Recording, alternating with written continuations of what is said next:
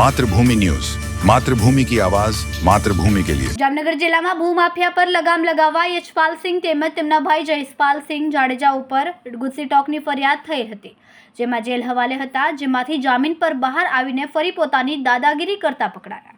કુખ્યાત યશપાલસિંહ અને જસપાલસિંહ જાડેજા બંધુ સહિત 3 સામે વ્યાજ વટાવ અને ખંડણી સંબંધિત ફરિયાદ દાખલ થઈ હતી। વિબાપર ગામના ખેડૂતોને વ્યાજના 20 ચક્રમાં ફસાવતા કુખ્યાત શખ્સોએ 3.5 કરોડ રૂપિયા વસૂલવા ખેડૂતની 6 વીઘા જમીન પચાવી પાડી।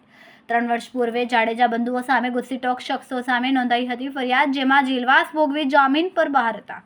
જામનગરના કુખ્યાત ભૂમાફિયા જયેશ પટેલના સાગરીતો છે બંને જાડેજા બંધુઓ।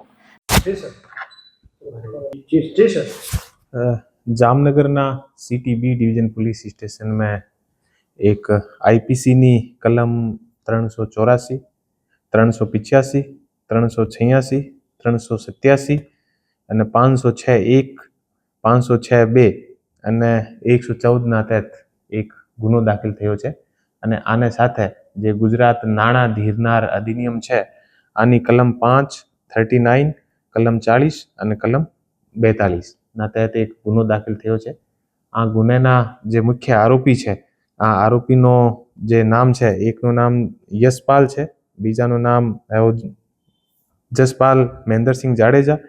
યશપાલ મહેન્દ્રસિંહ જાડેજા અને જસપાલ મહેન્દ્રસિંહ જાડેજા બંને ભાઈઓ છે। અને જે ત્રીજો આરોપી છે આનું નામ છે અશોકભાઈ ચંદ્રાણા।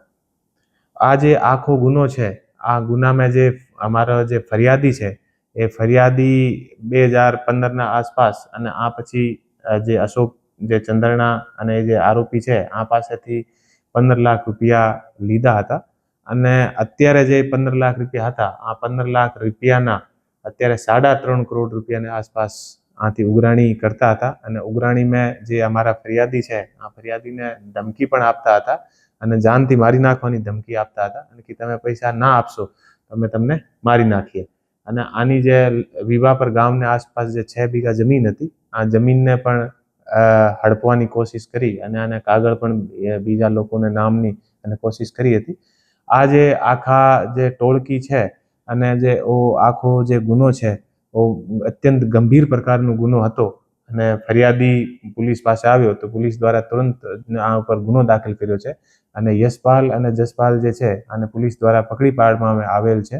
અને બંને આરોપીઓ અત્યારે જે પોલીસની જે કસ્ટડીમાં હતા અને કોર્ટમાં આને જે રજૂ પણ કરવાના છીએ। એ જે યશપાલ અને જસપાલ જે જામનગરમાં જે ચર્ચિત જે ગુસ્સીટોકનો જે ગુનો હતો, આ ગુસ્સીટોકના ગુનાના પણ એ બંને મુખ્ય આરોપી છે। અને અત્યારે એ જે લોકો છે આ જે અમારો જે ફરિયાદી છે આ ફરિયાદી પાસેથી 3.5 કરોડ રૂપિયાની માંગણી કરતા હતા અને આને ધમકાવતા હતા। તો એ બધા પુરાવા ફરિયાદી દ્વારા પોલીસ સ્ટેશનમાં આપવા પછી ગુનો દાખલ કરી અને બંને આરોપીઓને અટક કરવામાં આવેલ છે। કેવી રીતે પકડવામાં આવ્યા? એ જે આરોપી હતા આને પોલીસ દ્વારા વોચ રાખીને અને અમારી જે એલસીબીની, એસઓજીની અને જે લોકલ ટીમ છે આ દ્વારા આની ગાડીને ઘેરીને અને આ જે પંચબીન જે પોલીસ સ્ટેશન અને બધી જે પોલીસ સ્ટેશન હતી આને દ્વારા અમે પકડવામાં આવેલ છે। Reporter Hiren Gandhi, Matrubhumi news, Jamnagar. ખૂબ જ ટૂંકા સમયમાં માતૃભૂમિ ન્યૂઝ ઓટીટી પ્લેટફોર્મ અને મેગા સિટીમાં કેબલ નેટવર્ક સાથે જોડાઈ જશે।